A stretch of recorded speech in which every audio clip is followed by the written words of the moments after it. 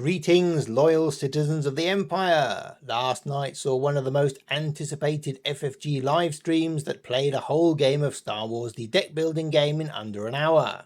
Make sure you watch our explanation video for all the basic details, as in this video we'll be highlighting only the top 10 new things we learnt.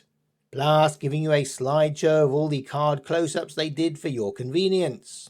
Number 1 was the box size. We had assumed from the graphics that this would be another living card game size box like those found in Marvel Champions or Arkham Horror, but it certainly looks a lot smaller, barely larger than the Force Tracker is long. Does this mean there are no expansions planned? Have FFG gone all eco-friendly? Or is the price of cardboard forcing them to economize? We suspect this is the reason, and is probably also behind the decision to use plastic cubes, not cardboard counters. Number 2. The 90 card Galaxy deck is divided equally into 30 Rebel, 30 Imperial and 30 neutral cards. In playtesting, people requested neutral characters from the films, which is great, as anything that adds more theme and immersion is very welcome. Number 3. The Force card design.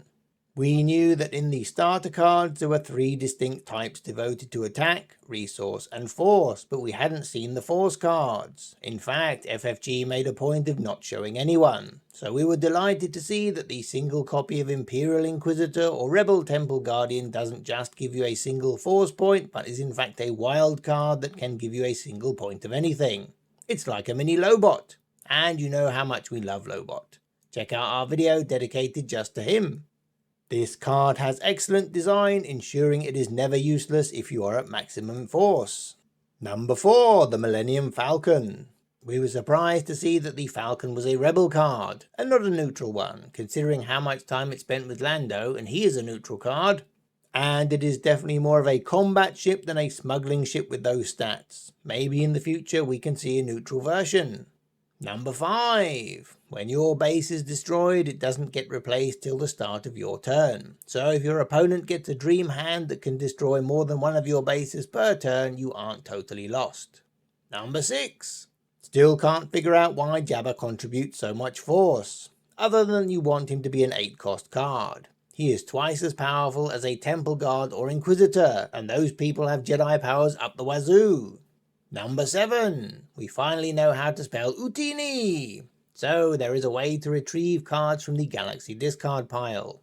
And because it is thanks to Jawas, you don't get them for free. A very thematic card which we have Tony Fanchi to thank for apparently. Well, what do you expect from a co-designer of Outer Rim?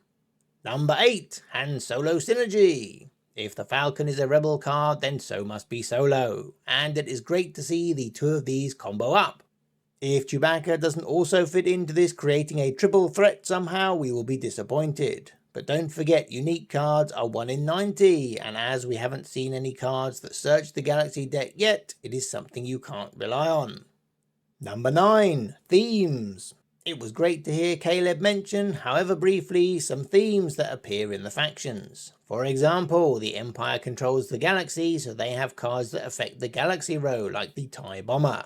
The Rebels make a lot of use of the Force, with the X-Wing as an example. And finally, number 10. On the 27th of January, a new designer article will appear on the FFG website giving more details on the creation process of this game. If you can't wait till then, check out those lovely folks at the Fandom Podcast Network YouTube channel, because episode 98 of their What a Piece of Junk Star Wars podcast has an interview with Caleb, in which he talks all about how this game was started way back in 2019. It is a great interview that lasts about an hour and is the only one we have seen about this game. Let them know in their comments that we sent you. That's about it, apart from the 2v2 rules require 2 copies of the game and should be available when the game is released, which looks to be the 3rd of March in the USA. For your convenience, we will leave you with a slideshow of all the card close-ups they did for maximum spoilers.